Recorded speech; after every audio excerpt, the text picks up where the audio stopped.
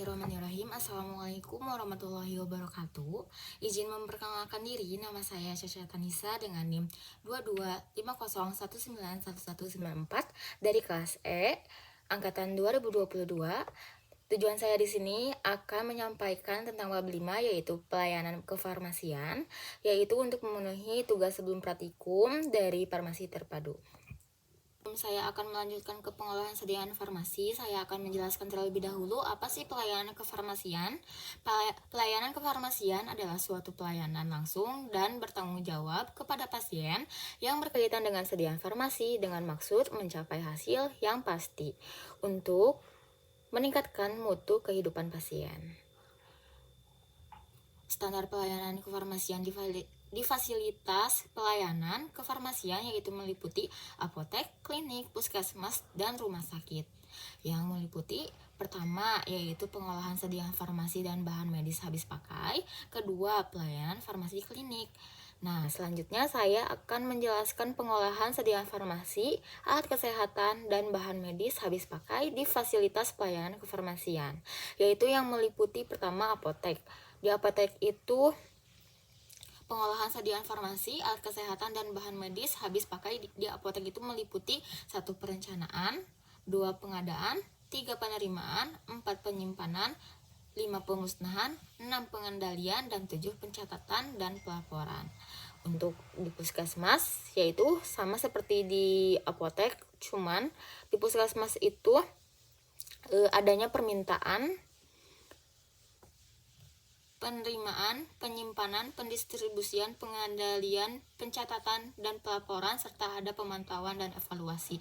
Sedangkan kalau di rumah sakit ada 1. Pemilihan, 2. Perencanaan kebutuhan, 3. Pengadaan, 4. Penerimaan, 5. Penyimpanan, 6. Pendistribusian, 7. Pemusnahan dan penarikan, 8. Pengendalian dan administrasi. Sedangkan untuk klinik dengan rawat inap, yaitu yang pertama ada pemilihan, 2. Perencanaan, 3. Pengadaan, 4. Penerimaan, 5. Penyimpanan, 6. Pendistribusian, 7. Pemusnahan dan penarikan, 8. Pengendalian, serta yang terakhir adalah administrasi. Selanjutnya adalah pemilihan. Apa sih yang dimaksud dengan pemilihan?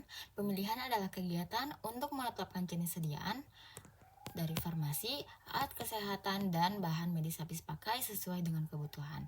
Sedangkan untuk perencanaan kebutuhan merupakan kegiatan untuk menentukan jumlah dan periode pengadaan sediaan farmasi, alat kesehatan, dan bahan medis habis pakai sesuai dengan hasil kegiatan pemilihan untuk menjamin terpenuhinya kriteria tepat jenis, tepat jumlah, tepat waktu, dan efisien. Sedangkan untuk pengadaan merupakan kegiatan yang dimaksudkan untuk merealisasikan perencanaan kebutuhan. Untuk penerimaan merupakan kegiatan untuk menjamin kesesuaian jenis, spesifikasi jumlah, mutu, waktu penyerahan, dan harga yang tertera dalam kontrak atau surat pesanan dengan kondisi fisik yang telah diterima. Setelah barang diterima, perlu dilakukan penyimpanan, yaitu untuk menjamin kualitas dan keamanan sediaan farmasi, alat kesehatan, bahan medis habis pakai, yaitu sesuai dengan persyaratan kefarmasian, yaitu mencakup stabilitas, keamanan, sanitasi, cahaya, kelembapan, ventilasi, dan pengolahan jenis sediaan farmasi, alat kesehatan, dan bahan medis habis pakai. Nah, selanjutnya ada distribusi. Distribusi merupakan suatu rangkaian kegiatan dalam rangka menyalurkan atau menyerahkan sediaan farmasi, alat kesehatan, dan bahan medis habis pakai dari tempat penyimpanan sampai kepada unit pelayanan atau pasien dengan tetap menjamin mutu, stabilitas, jenis, jumlah, dan ketetapan waktu. Selanjutnya ada pemusnahan dan penarikan, yaitu sediaan farmasi, alat kesehatan, dan bahan medis habis pakai yang tidak dapat digunakan harus dilaksanakan dengan cara yang sesuai dengan ketentuan peraturan perundang-undangan yang telah berlaku. Selanjutnya ada pengendalian, yaitu dilakukan terhadap jenis dan jumlah persediaan dan penggunaan sediaan farmasi, alat kesehatan, dan bahan medis habis pakai.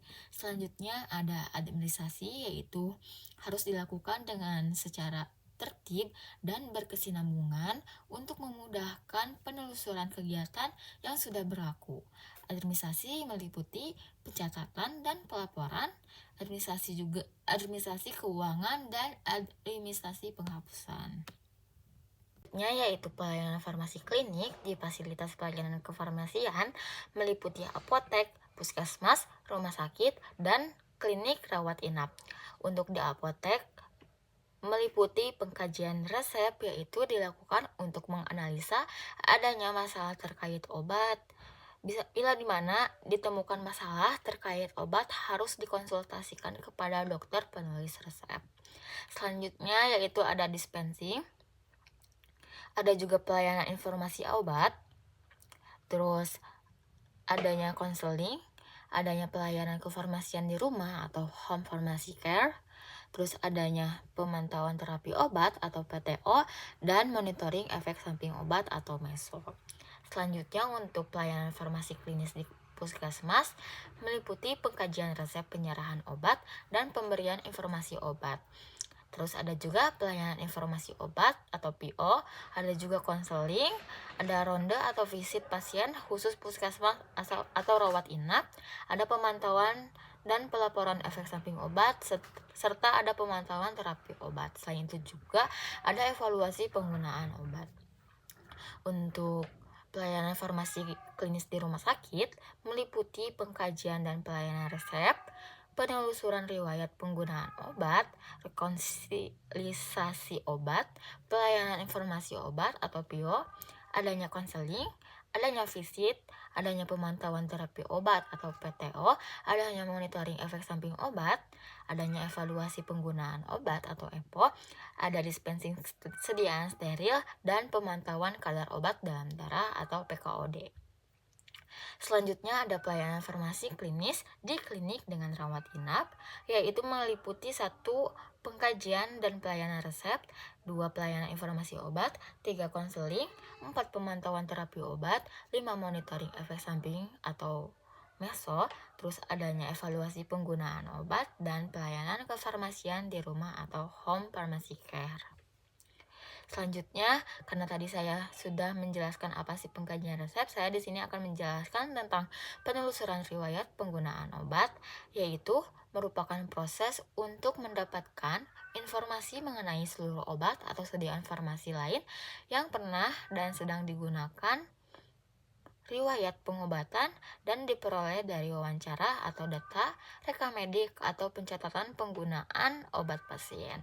Selanjutnya ada rekonsiliasi obat, yaitu merupakan proses pembandingan instruksi pengobatan dengan obat yang telah didapat pasien. Selanjutnya, apa sih pelayanan informasi obat atau PO? PO merupakan kegiatan penyediaan dan pemberian informasi, rekomendasi obat yang independen, akurat, tidak bias, terkini, dan komprehensif yang dilakukan oleh apoteker kepada dokter, apoteker, perawat, profesi kesehatan lainnya, serta pasien dan pihak lain di luar rumah sakit.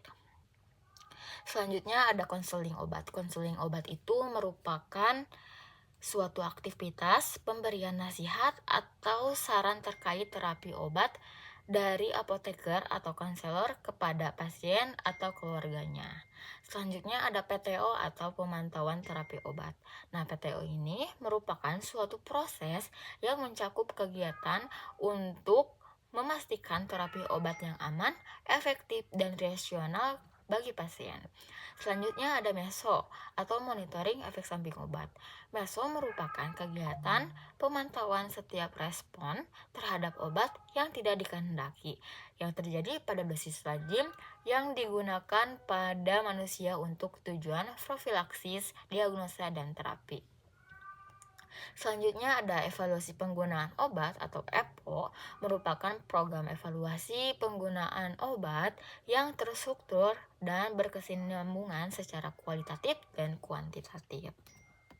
Selanjutnya yaitu perencanaan seperti dalam PPT, yaitu pertama ada perencanaan sediaan farmasi di puskesmas itu mencakup tanggal konsultasinya, nama barang, sisa stoknya berapa, terus satuannya berapa, terus sisa stok di puskesmasnya itu berapa, terus ada untuk kebutuhan dalam per bulannya berapa, terus dan terakhir adalah paraf dari subkoordinator dari puskesmas. Selanjutnya yaitu ada pengadaan seperti dalam PowerPoint. Pengadaan meliputi nama obat yang diminta, terus obat dalam e-katalog, terus nama obat generik, terus alasan permintaan pengadaan obat dan paraf dari Direktur Kepala Bidang Pelayanan. Selanjutnya yaitu ada penyaluran seperti dalam PowerPoint. Ada juga pemusnahan, yaitu berita acara pemusnahan obat kadaluarsa, ditulis harinya, tanggalnya, bulannya, dan tahunnya berapa sesuai dengan peraturan oleh Menteri Kesehatan Republik Indonesia nomor 58 tahun 2014, yaitu tentang standar pelayanan kefarmasian di rumah sakit. Maka harus ada tanda tangan dari instalasi rumah sakit tersebut, terus ada juga nomor SIPA-nya, ada juga nama rumah sakitnya, alamat rumah sakit, dan dilakukan pemusnahan oleh siapa. Serta untuk saksi-saksinya yaitu sesuai dengan yang saya cantumkan, yaitu yang pertama Kepala Dinas Kesehatan atau kabupaten atau kota, yang kedua yaitu Kepala Balai Pemeriksaan Obat dan Makanan, yang ketiga yaitu Kepala Dinas Kesehatan Provinsi, dan yang keempat yaitu arsip rumah sakit. Resep adalah permintaan tertulis dari dokter gigi atau dokter hewan kepada apoteker, pengelola apotek untuk menyediakan dan menyerahkan obat bagi penderita sesuai dengan peraturan perundang-undangan yang telah berlaku. Seperti dalam PowerPoint, saya telah mencantumkan contoh dari resep yang telah diberikan oleh dokter kepada apoteker. Resep harus memuat apa sih? Yang pertama, nama, alamat, dan nomor izin praktek dokter gigi, dan dokter hewan. Yang kedua, tanggal dan tempat penulisan resep atau inscription. Yang ketiga, tanda resipe atau ambilah pada bagian kiri setiap penulisan resep atau invokasio. Yang keempat, yaitu aturan pemakaian obat yang tertulis atau signatur. Yang kelima, nama obat, jumlah obat, dan cara pembuatnya. Yang keenam, tanda tangan atau paraf dokter penulis resep sesuai undang-undang yang telah berlaku. Yang ketujuh, jenis hewan dan nama serta alamat pemilik untuk resep dokter hewan. Yang kedelapan, tanda seru dan paraf dokter untuk resep yang mengandung obat yang jumlahnya melebihi dosis maksimal karena pertimbangan tertentu. Selanjutnya, untuk ketentuan umum dalam resep, yang pertama meliputi resep dokter hewan yang ditunjukkan untuk penggunaan pada hewan. Yang kedua, resep yang mengandung narkotika tidak boleh ada iterasi, iteratur atau ulangan. Ditulis nama pasien tidak boleh SUP atau untuk pemakaian sendiri. Alamat pasien dan aturan pakai atau signa yang jelas tidak boleh ditulis sudah tahu aturan pakainya atau usus cognitus.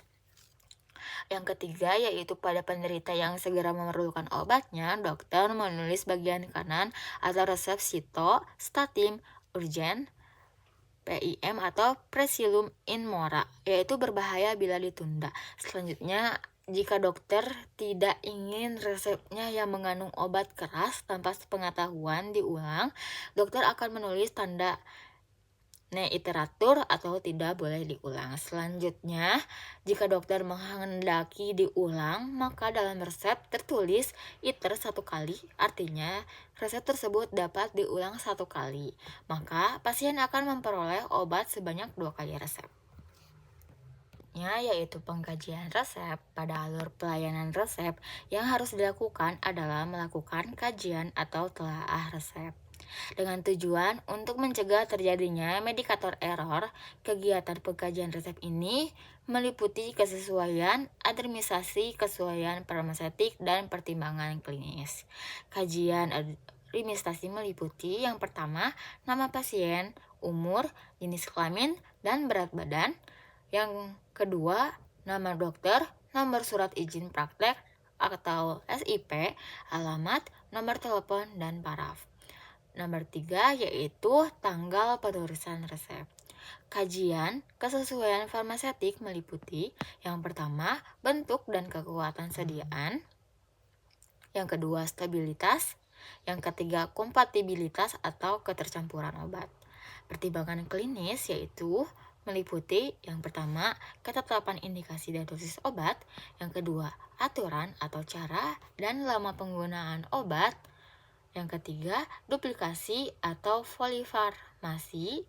Yang keempat, reaksi obat yang tidak diinginkan seperti alergi, efek samping obat, manifestasi klinis yang lain. Yang kelima, kontraindikasi, dan yang keenam yaitu interaksi.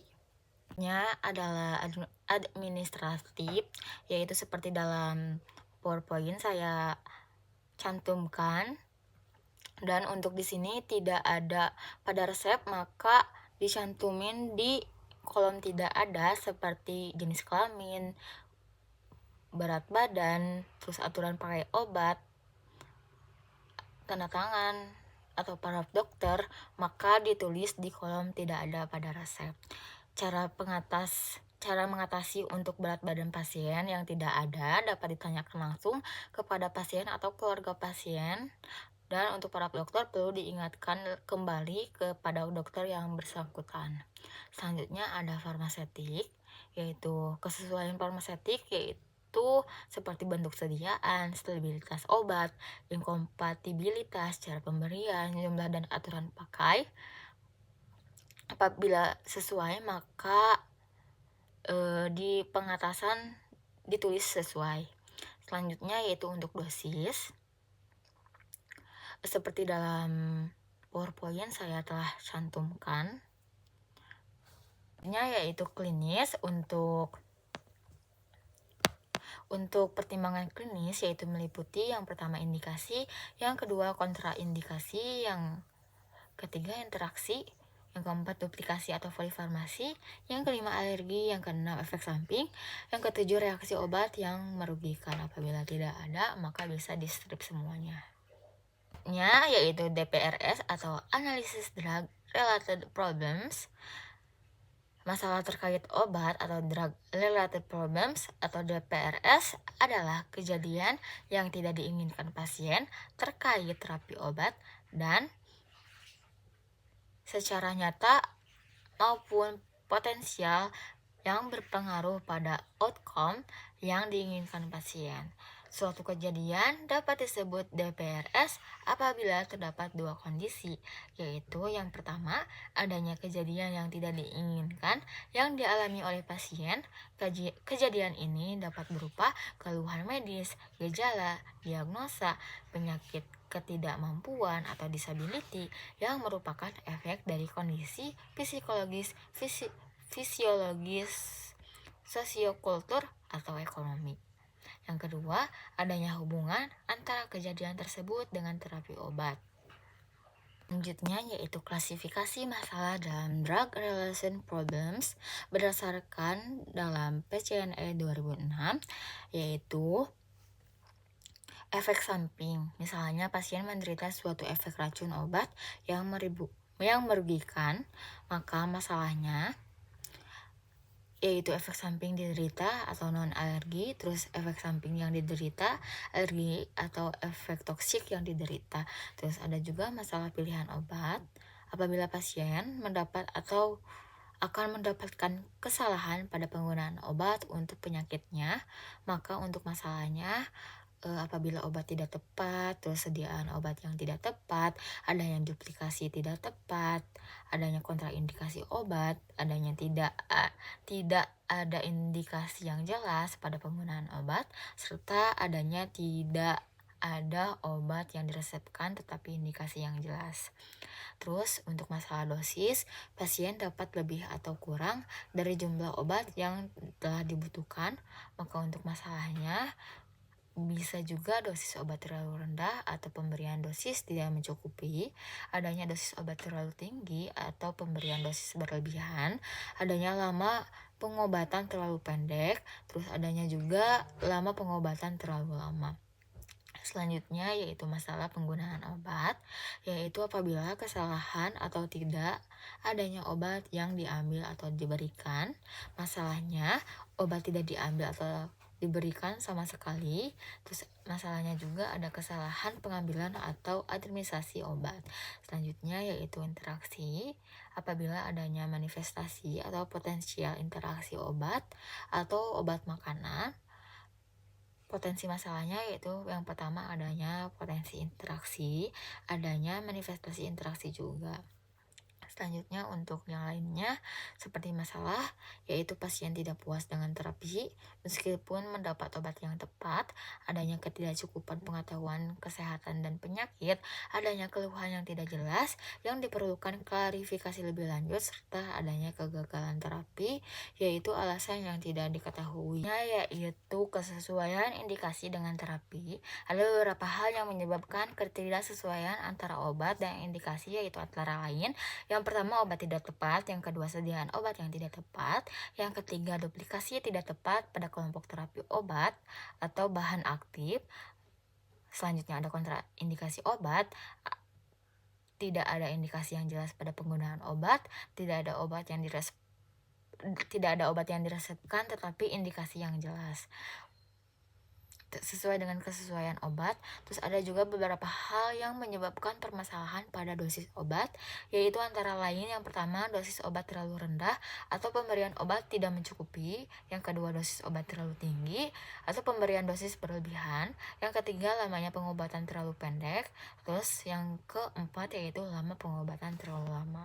Yaitu swamedikasi. Apa sih yang dimaksud dengan swamedikasi? Swamedikasi merupakan upaya masyarakat untuk mengobati dirinya sendiri yang dikenal dengan istilah swamedikasi. Swamedikasi juga biasanya dilakukan untuk mengatasi keluhan-keluhan dan penyakit ringan yang banyak dialami masyarakat.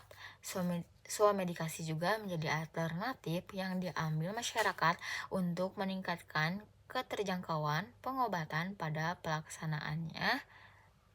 Swamedikasi dapat menjadi sumber terjadinya kesalahan pengobatan atau medication error karena keterbatasan pengetahuan masyarakat akan obat dan penggunaannya. Pengobatan sendiri di sini dibatasi untuk penyakit ringan seperti batuk, flu, demam, nyeri, sakit mah, cacingan, diare, biang keringat, jerawat, kadas atau kurap, ketombe, kudis, kutil, luka bakar, luka iris, dan luka serut. Panduan pengobatan untuk penyakit-penyakit ini dapat dilihat pada pedoman penggunaan obat bebas dan bebas terbatas di Dirjen Binfar Demkes 2006.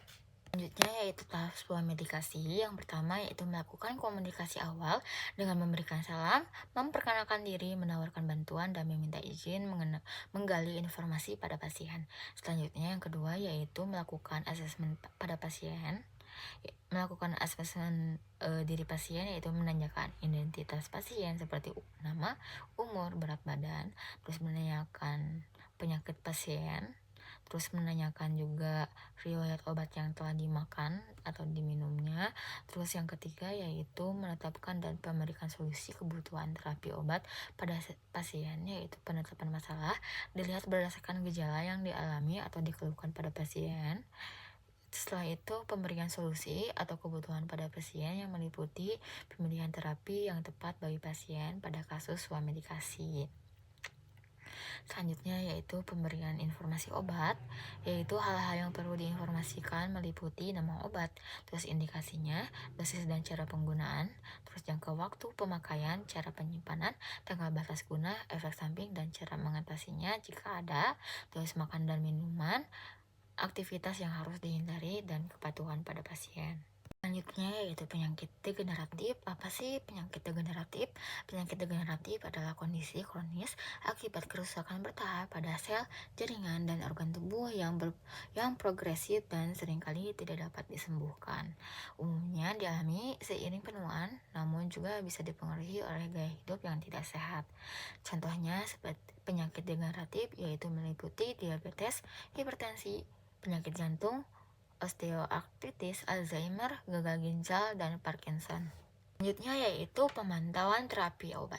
Pemantauan terapi obat atau PTO adalah suatu proses pemantauan terhadap terapi obat oleh apoteker atau farmasi secara kolaboratif bersama dokter dan perawat untuk memastikan terapi obat yang aman dan efektif bagi pasien.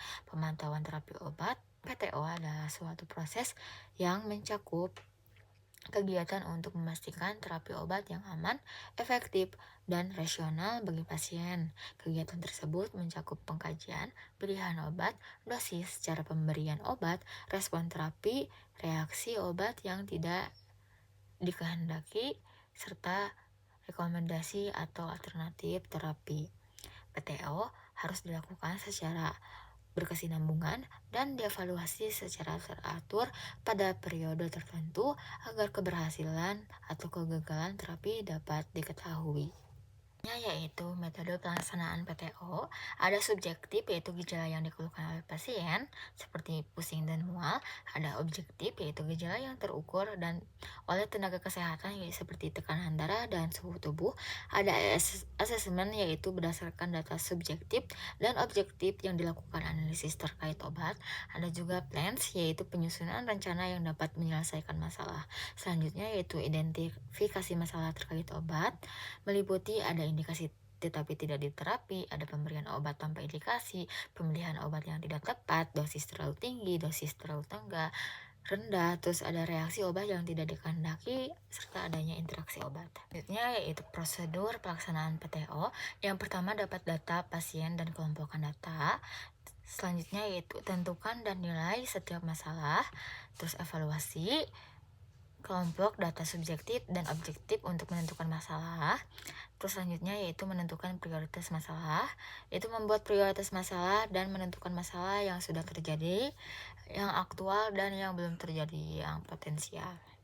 Selanjutnya yaitu monitoring efek samping obat atau MESO.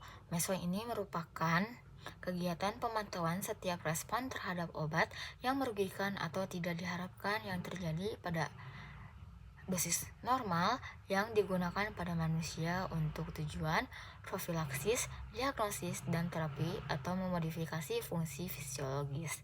Pada prakteknya, analisis monitoring efek samping obat atau MESO harus dilakukan secara efektif baik pada pasien, rawat jalan, rawat inap maupun konseling terhadap dokter, tenaga kesehatan, dan juga terhadap pasien. Yaitu fokus penelitian pada kemampuan. Yang pertama yaitu memastikan kesesuaian identitas pada pasien. Yang kedua menggali informasi dari pasien sesuai algoritma.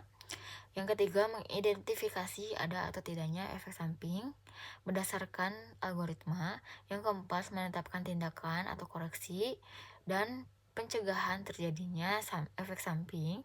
Yang kelima mengkomunikasikan kepada dokter atau tenaga kesehatan terkait tentang efek samping atau potensi efek samping yang ada dan tidak adanya, atau pencegahan yang perlu dilakukan. Terus yang keenam yaitu menyampaikan kepada pasien tidak koreksi atau pencegahan yang perlu dilakukan. Yang ketujuh membuat laporan kejadian. Selanjutnya yaitu ini contoh monitoring efek samping obat.